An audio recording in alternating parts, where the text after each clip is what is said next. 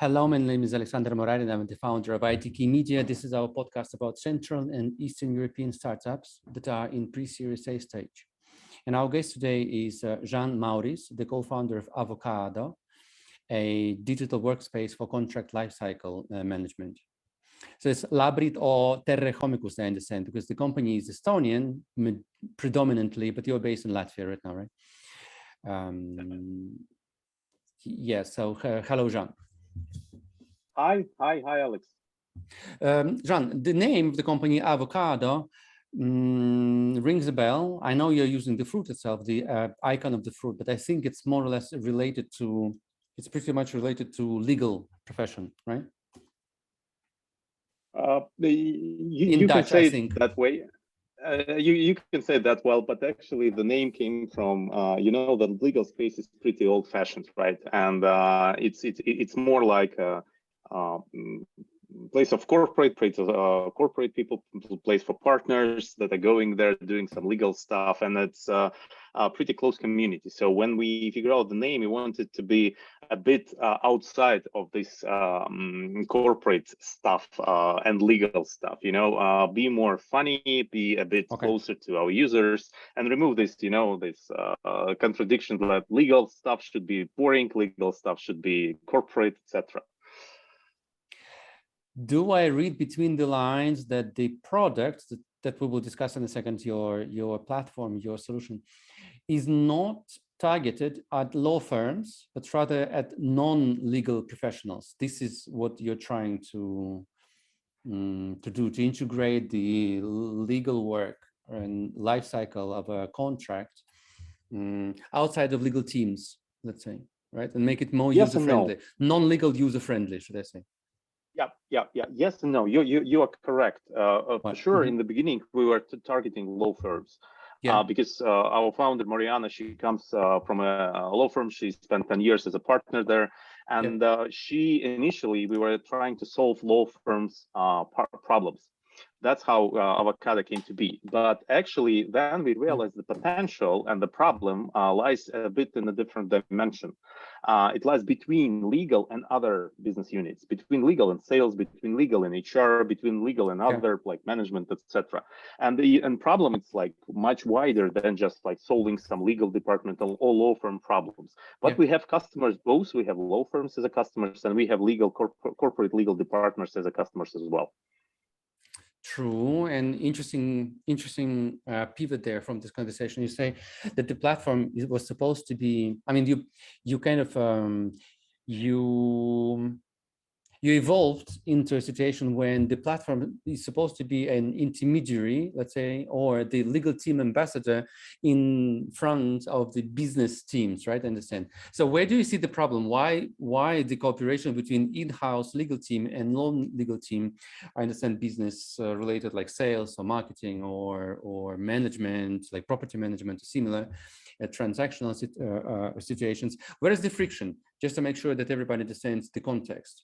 If this is your biggest market. The friction is, there are different frictions, but the major ones is definitely the process itself.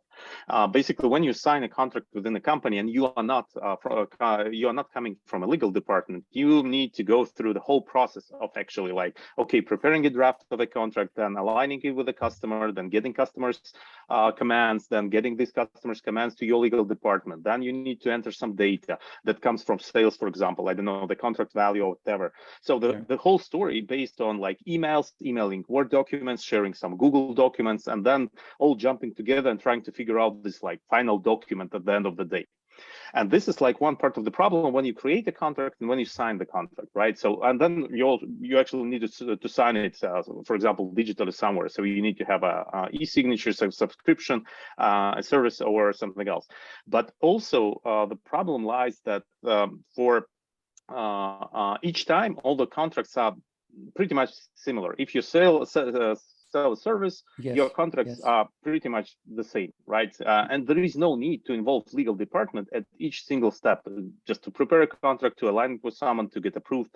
And that's where automatization and basically templification of contracts come on the stage, where we allowing legal departments to prepare a template that covers all the legal loopholes, so everything there, and leave empty fields for like sales or HR or whatever IT, security, or whatever unit needs to fill it for them to fill. So then we are securing our company from legal perspective, but still giving this like agility and easiness of creating contracts actually to people that are not legal professionals.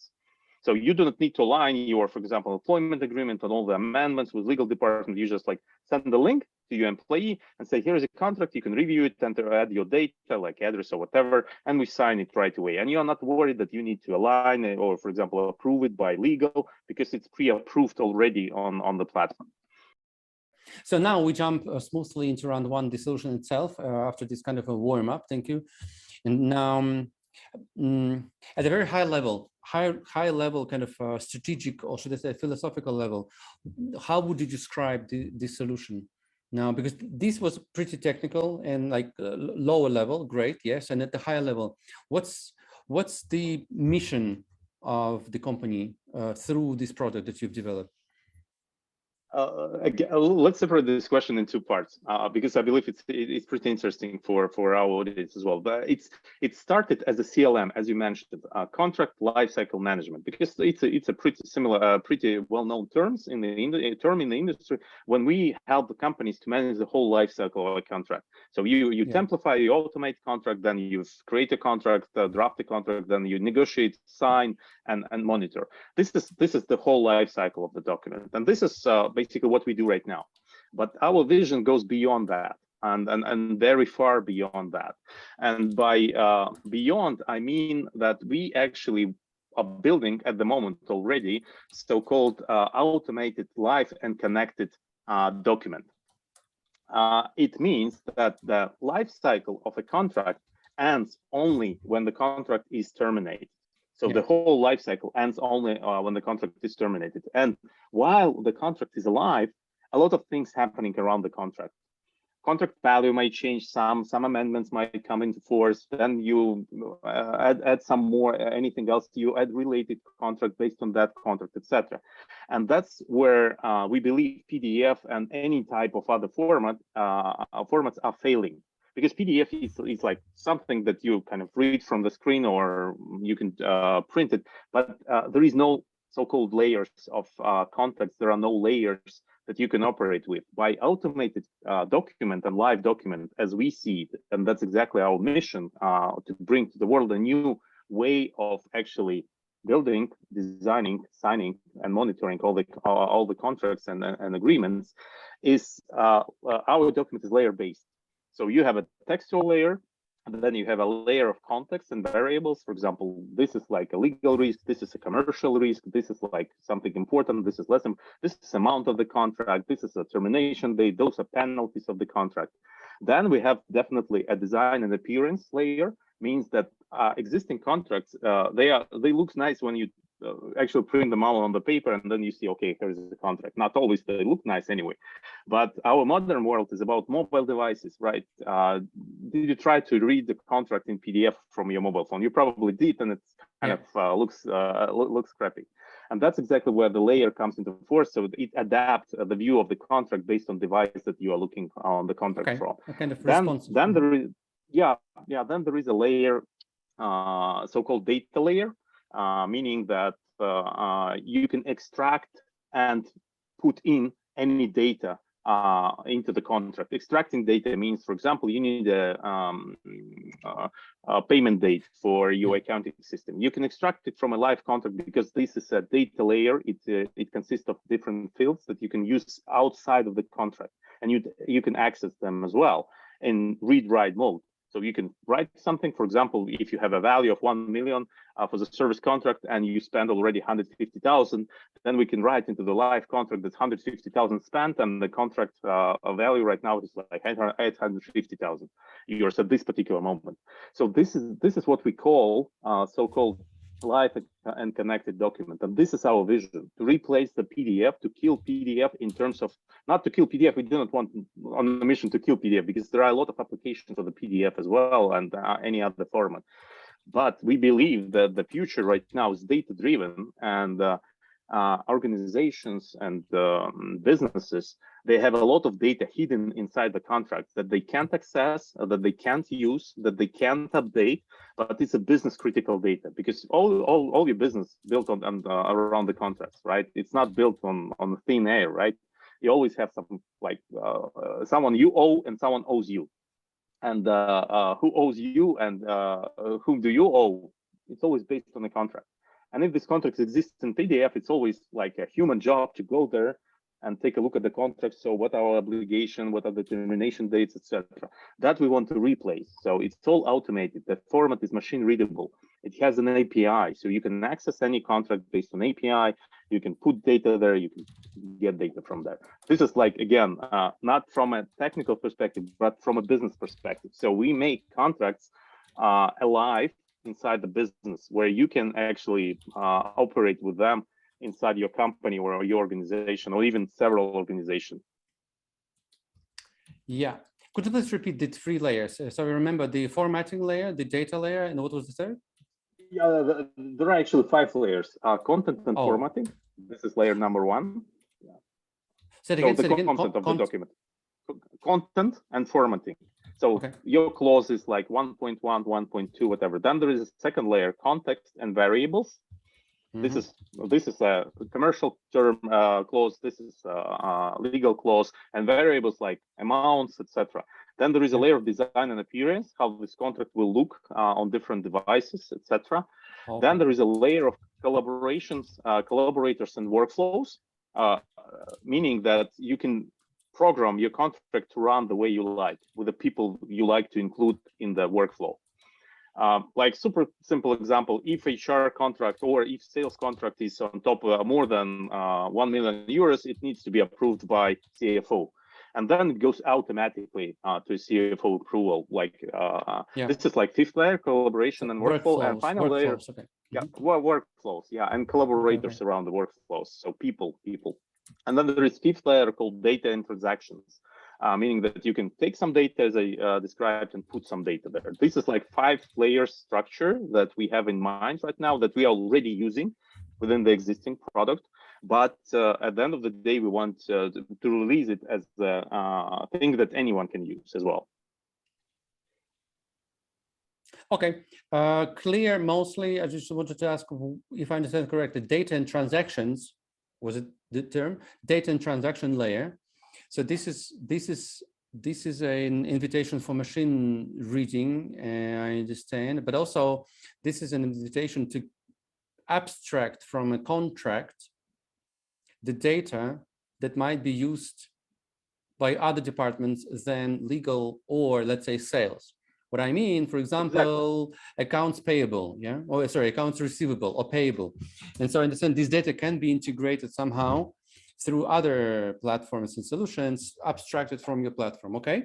Yeah, exactly. And that's the question here, do you plan to expand into those areas as well, where you at some point link your contract lifecycle management with logical like payment, should I say, life cycle, right? Or accounts payable life cycle, or invoice automation life cycle, because you might have everything you need for an automated invoice issuance as well at some point with a advanced user and customer of yours. I mean, when there are lots of contracts and they fully rely on your solution, at some point it's like click and you do automated invoicing. You do click and automated, I don't know, payment reminders or something else to people involved. Do you plan these as well, or this is too early yet? We are not planning expanding in any other verticals. What we are planning is giving access to any other third-party software or third-party developers to use these data points, to use this API-based document to create any workflows they like. As you say, it might go to the payroll. So basically, we screen every single month all the employment contracts. We take all the data, what's terminated, what's not, and then we push it to accounting system, and we prepare a payroll fully automatically.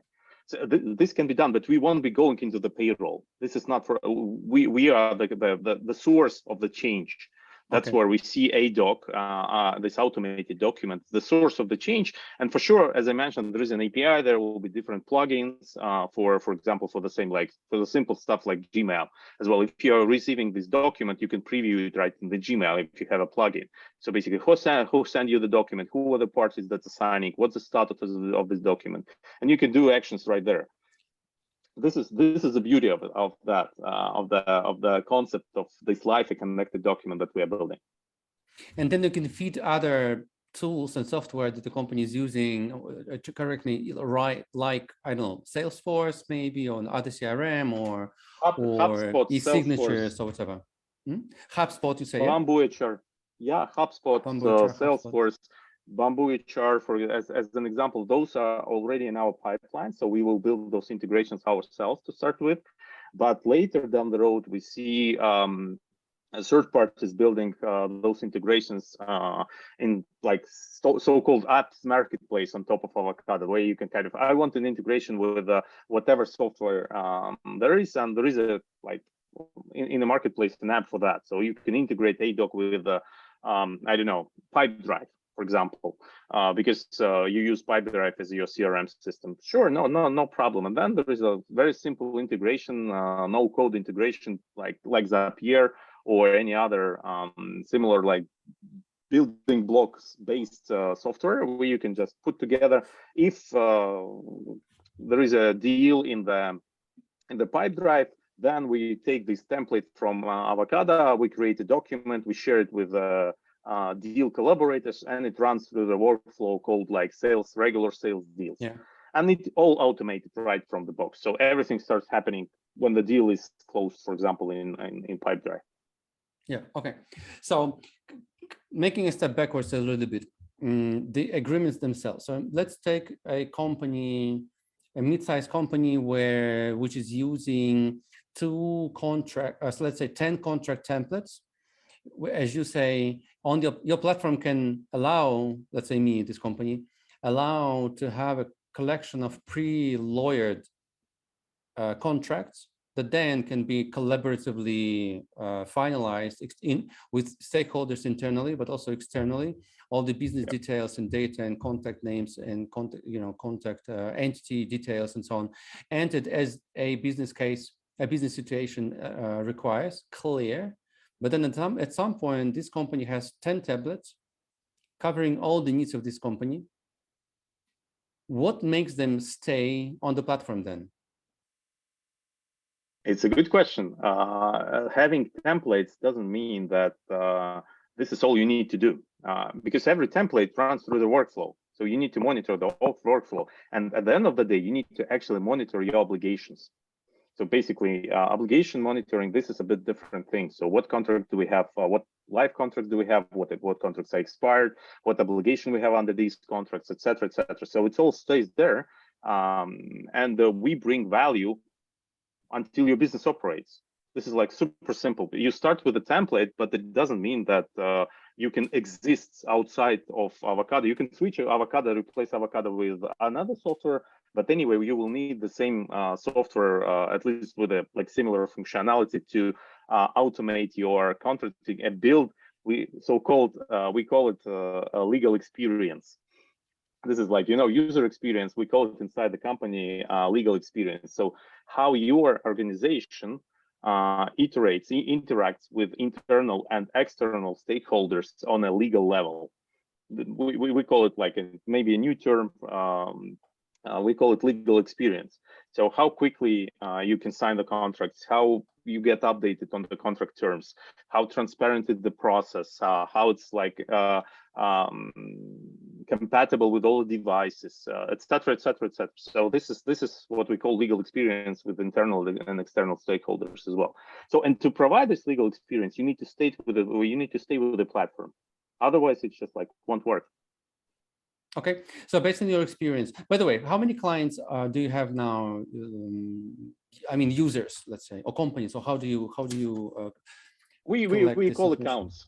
Yeah, we call them accounts. Account. It's a company. So it's logo-wise. Basically. You're selling seats as well, right? You're selling seats per company. So if my company has 30 seats or something, I will pay for 30 seats, and this is in your band, in your pricing range. What's that? Up to 15. This will be custom, right? Just to make but on the website, unfortunately, the pricing page is not relevant anymore. This is not what we are selling. We are selling private workspaces at the moment. We are in the process of updating our website. So refer to website is being updated probably somewhere in September. We have a new fresh website with all the relevant information regarding this automated. But what we are selling is two layers. The first one is your private workspace. It means when you have your private workspace at Avokaado, all the communication and all the interface will look like your company. So your colors, your logo, etc. And we provide you with this like private workspace. So if you are a company like ABC and you have a logo, so people to sign a contract, they won't receive an email from like Avokaado to sign a contract. They will receive it. So this is the first layer. And we have accounts that have might have several workspaces because they have like different entities within the one legal big entity. But to ballpark, we are closing 200 at the moment. Accounts. Accounts. Some of them are big, some of them are small. But that's our goal to go above 100 by the end of the year. And above 1,000, I guess. You would say? No, above, much above 100. We are closing to 100, and we want to go above 100 by the end of the year. Because our price. And currently, how many accounts you have?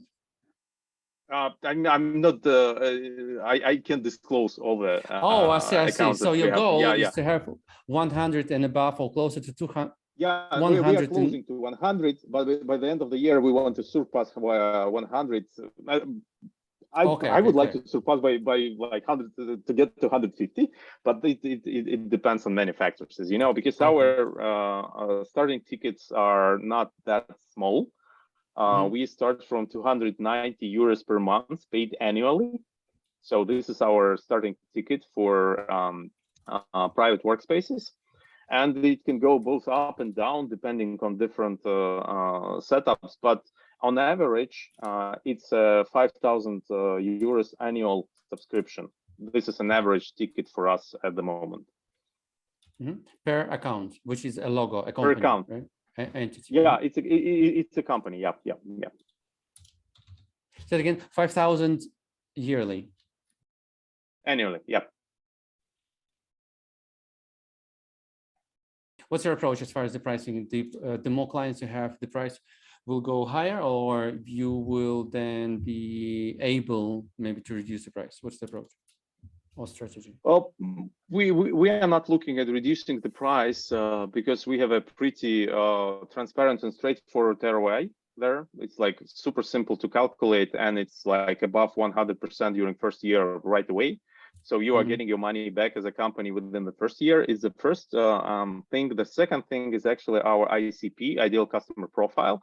So we are looking at mid-size companies and up. So basically from like 100 employees, 50 is like minimum, but like 100 employees and up that have this pain, that feels this pain the most. The pain that we have so many contracts, they need to be signed, they need to be stored, monitored, etc. And they feel the value of the service like the next day when it's launched within the company. Smaller companies, we have smaller companies as well, but they're not, they're not feeling that big value outside of it because they might process like 2 documents a day. But if you process 2 documents a day, this is not like your biggest pain, right? Inside the company, probably. Okay. And just to make sure for everybody, you have both in-house stakeholders and also clients, I mean, external parties to the contract. they can join the very contract creation and negotiation and so on. So it could be technically, I understand we could discuss this over the phone and change the contract on the go in total transparency. Exactly, that's the point. Interesting. Yes, interesting. yes. And you as a company, you're not paying for those, we call them collaborators, for third parties. You're not paying, you're paying only for seats that create contracts within the workspace. You can invite as many collaborators as you like. Yeah. By now, among your customer base, which was the most difficult client to get and why?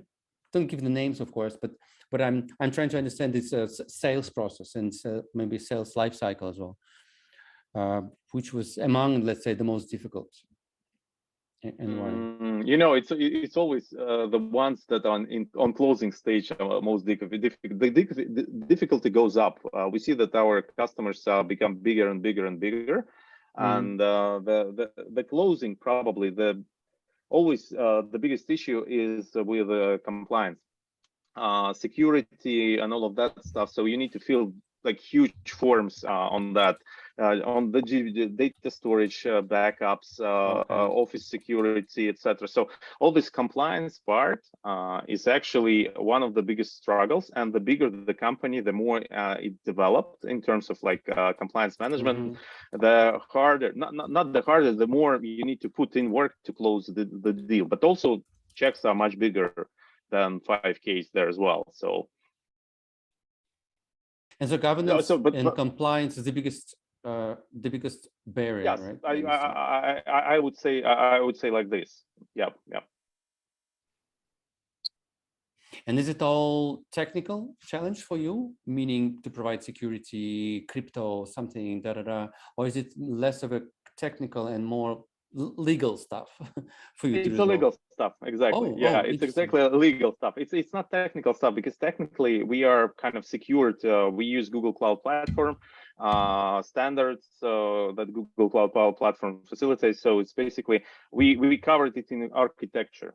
So nothing stored locally, everything stored in your private space, etc. So we are covered fully from that perspective, but we need to prove it every single time to every single client. That's why we are planning to undergo this year, I hope so, first certification called SOC 2 certificate that will answer all those questions. But anyway, we believe that it will answer those questions to some extent. We will need to fill all the forms every single time anyway for any company. It's a good advice for B2B software as a service companies that are going for mid and big enterprises, not enterprises like business organization. It's always the case with any software as a service. It's always the case where you need to put a lot of effort in actually creating the company, the product that by default, by design, supports all the requests that your customers might have. Otherwise, there won't be a deal, because IT or legal, they will block it from that perspective. Oh, yeah. Okay. So who's your most promising champion in a client's company? Legal, IT, or CEO, CFO, COO? It actually depends on the use case, because we are selling different use case to different companies based on who approached us. The majority, definitely, those are revenue services. So we see that revenue services, revenue operations, not services, revenue operations are getting the most value out of it. So then when we're selling to revenue operations, so we are probably selling to either CFO or the head of sales, or someone on the level that kind of, we need to close deals faster, we need to monitor them faster, we need to be on the safe side on a contract, etc. If it's HR, then we are selling to HR probably. So and a bit to legal. If it's compliance, if it's like legal part, then we are selling to legal departments. But we are not selling to ITs. We are not selling to CEOs. They are less involved in that. The IT is involved from a security perspective again at some point, but they're not buyers per se. Yeah. You mentioned there's SOC 2, which is SOC 2, just in case. And let me just read Yep. out. SOC 2 is a voluntary compliance standard for service organizations developed by American Institute of CPAs, which specifies how organizations should manage customer data. So this is the one. Interesting. So it's self-imposed certification, but you think will make your sales process smoother and more easier, yeah, fluent. Okay. Sure. It should make it smoother because it will answer, first of all, because right now SOC2 certification is also live, so-called. So you're undergoing this process each year. And there is a space where you can give access to your customers, to your potential customer, where they can review from the third party that you really kind of compliant with everything, because it's checked live.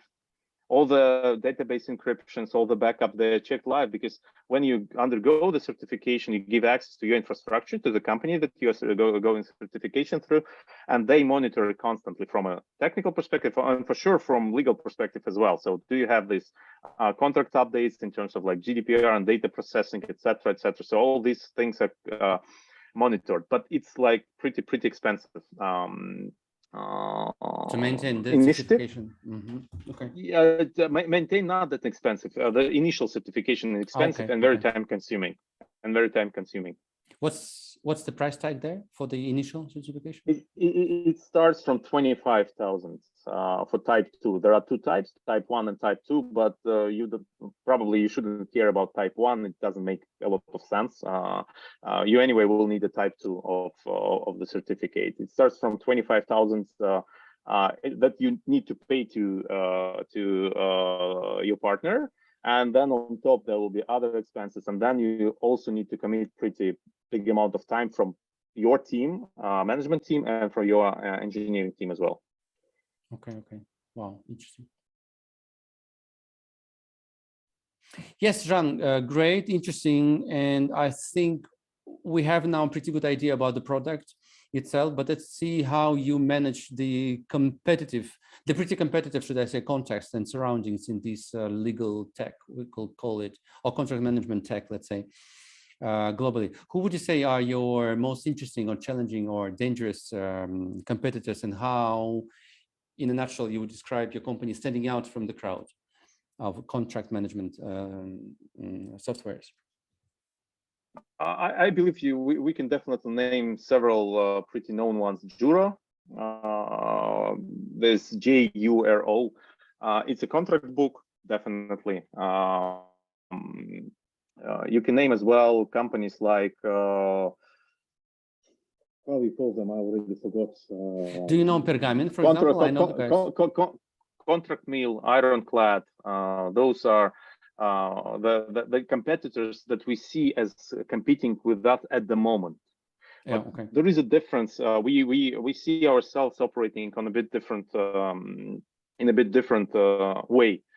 The first one, as I mentioned, we are selling workspaces. So this is your private workspace. We are not classical software as a service that you kind of exist in one database with all the others. You have your own private isolated workspace. It's in the cloud, it's software as a service, but you have your workspace. This is the first thing. This is technical, but very important for our customers. Second thing is we are by design clause-based service, meaning that our contract is structured as a JSON file. So we are kind of have a JSON file where you define every single clause, and then that's why we can build this like multi-layered document on top of any document. And this is like clause-based legal engineering. And private workspace, basically our number one advantage at this particular moment. For sure, we are working on other advantages, and this like aDOC thing that I described would be during the next year probably number one advantage that you can get on Avokaado. Round three, simple but useful question, I think, for many viewers.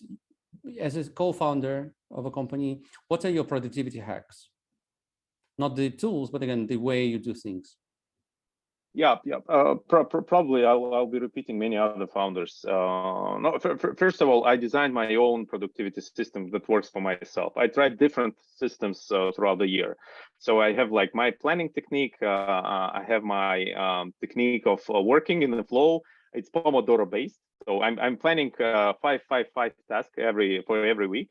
So basically 5 number 1 priority tasks. Until they are done, I'm not switching to number 2 priority 5 tasks and tasks good to do. I reward myself and I plan every day. I start with the most priority tasks and I limit myself by Pomodoros. So I work in Pomodoros, 25 minutes, etc. And for sure, on top of it, I'd say very obvious things, but seeing other founders, they're not there yet. Many of them, at least as I see, it's sleep number 1, like 8 hours of sleep. Pulling all-nighters doesn't work. It just like doesn't work. Forget about that. Sleep, meditate, work out. I mean, this keeps your brain super sharp. And that's why, for example, I do not work more than like 6 or 7 hours a day, but those hours are super productive. This is like tops. I understand that 6 hours, this is like super productive. Then 7th hours, it's already not that productive. 8 hours, it's already like you're just losing. Wow. Because your focus capacity, your brain capacity, everything decreases significantly throughout the day, and you can't replenish it until unless you sleep. That's why I'm not the fan of, as I said, all-nighters, pulling long hours, and also the same policy applies to everyone in the company. So you do not work long, you work smart, because you need to be in shape to actually deliver some significant stuff. And if you are in shape and if you plan accordingly, prioritize things, I believe this is the only way. Oh wow! Oh wow! 6-7 hours, but like very effective time. You want to say, right? So no distractions, no nothing. And I understand also planning properly. So you know for the day, you know what you are covering. Wow, interesting. So 5 clear, but also I understand as far as sleep 8 hours and 7 working hours per day. Are you trying also to keep this 8-8-8 approach, like 8 for work, 8 for rest and entertainment, whatever, non-work, and 8 for sleep, right? So this is close. Yeah, and let me just very guess. Close. Let me guess then. With this approach, I think you avoid or you have limited consumption of coffee. Or you don't coffee at all? 2 cups. I do coffee, but 2 cups a day until 10 a.m. max. This is like limit. When after 10 a.m. I do not drink any coffee. But I also one thing, I'm very early starter. So I wake up at 5 a.m. and I start work at 6 a.m. if I do not have any workouts. So I start at 6 a.m. and basically if you calculate like 6 to 8 hours, I'm kind of trying to finish my working day around 2-3 p.m. And then you have the whole evening, and then you can have, but impossible, guys.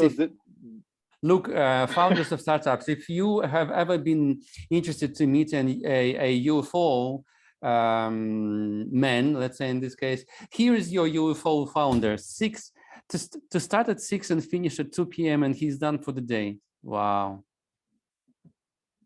But it's not about hours, Alex. It's never about hours. I know. It's about like what has been done.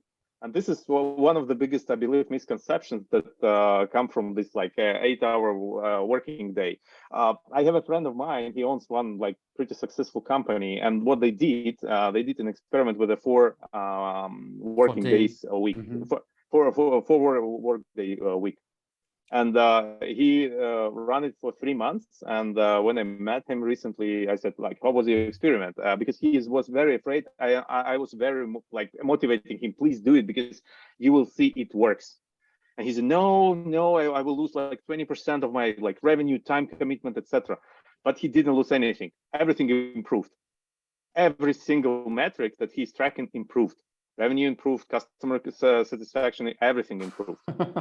I mean, and he was super surprised how like investing less, I get more, because it's not about time. It's hard to grasp what you just said, right? I mean, honestly, theoretically, I understand. Yeah, all of it. No, all of it. Yeah. Theoretically, I understand, but then if you say in practice, you see good examples of like implementation of this approach. And it really works. It's very difficult to grasp. It's such a shift in mindset that I don't know needs to change. Behavioral change. You need to change behavior, and it didn't come fast. It's also like misconception that every productivity technique should show result next time. It's not about next day. It's not about like getting fast results. It's getting like a consistent result, consistently good results. It's about like discipline. It's about showing up, and then you see in like 30 days, 60 days, you see, oh, it actually works. But if you won't get there, if you will try it for a couple of weeks, you will say, no, this is like bullshit. We just like drop it because it doesn't work. Of course, it doesn't, because you didn't get to the point when it starts working.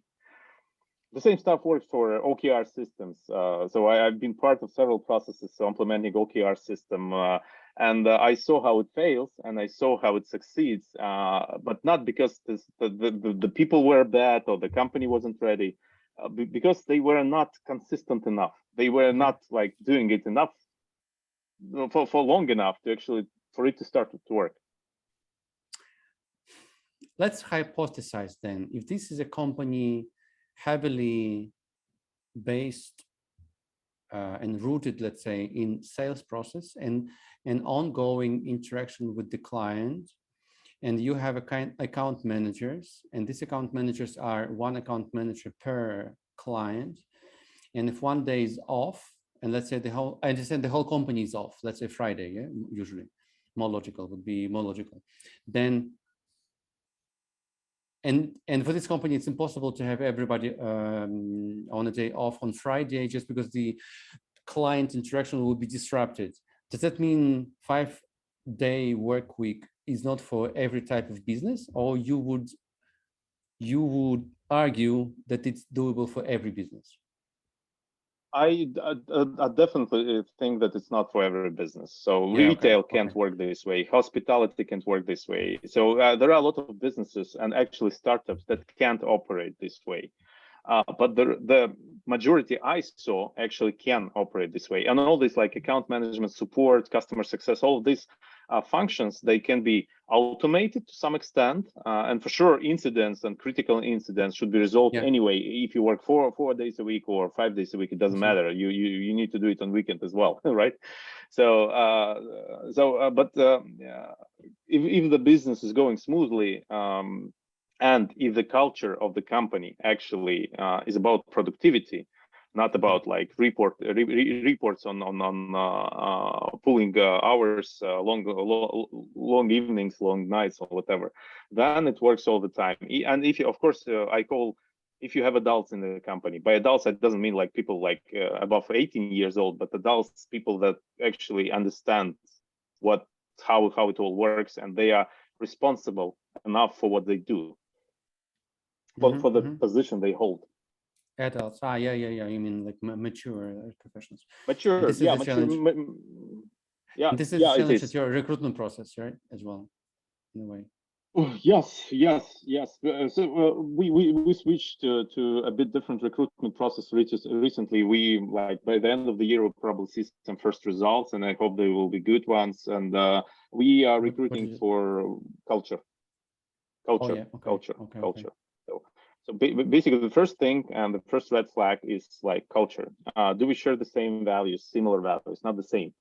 We are all different, but do we share similar values? Do we treat people in a similar way?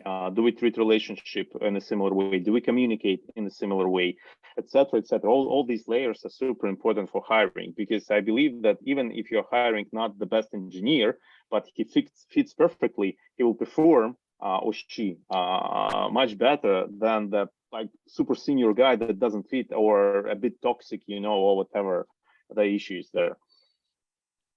At least in my previous ventures, it showed that this works, but it's quite a challenge to actually find those people. Aligned on both levels, right? Abilities and culture. Okay. Yeah, culture primarily, and then you see, the culture is there, but like abilities, unfortunately. And then you need to let people go, because they're really nice people. They fit in, everything smooth, but they're not delivering because like skill set is not that good, at least for our current stage and our customers and our like processes or whatever. So Jean, you haven't noticed this, but we jumped into next round, which is round 4, company, where we discuss the company stuff and issues, including recruitment and so on. Let's then keep doing this. So the company now is 16 people, I understand? Yeah? Around, yeah. Okay. And as far as the offices, you are based in Latvia, in a city called? Sigulda. Yes, Sigulda, okay. And most of the company is in Tallinn, Estonia? Yes, exactly. Home-based, other than you, anybody else is home-based or remote? Sure. First of all, even in Estonia, we have several engineers that are working from Tartu. We have leading engineer that working from another city. I'm always forgetting the name of this city because it's not the popular one in Estonia, at least for me. I haven't heard of it. I believe it's Viru or Varu or something like this. But yes, we had some employees in Lithuania as well, and salespeople are working also, some of them remotely from all around Estonia. So we are a classical hybrid company. So we have an office, so you can come to work in the office. For example, I'm working 1 week remotely from Latvia. Next week I'll be in Estonia the whole week, and the week after the next I'll be back home. I'll be working remotely, and it also gives some kind of rhythm for me as well. Oh yeah, okay. So it's not like 100% remote only. Okay, clear. So no. So guys, founding team. This is Jean Mauris, as you see. Then also Mariana Hackström. We mentioned already. She brings all the legal expertise herself.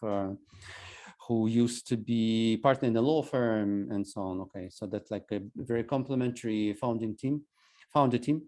What about your plans for increasing the team and boosting the team? Are you are you now hiring somebody for what roles? What are the most challenging roles? As a startup, we're always hiring engineers, that's for sure. Engineers for both backend and frontend, especially like right now, I believe backend even the biggest issue for us, because we have a Python-based stack. On the backend, and find someone on Python is like pretty challenging, especially in the current market.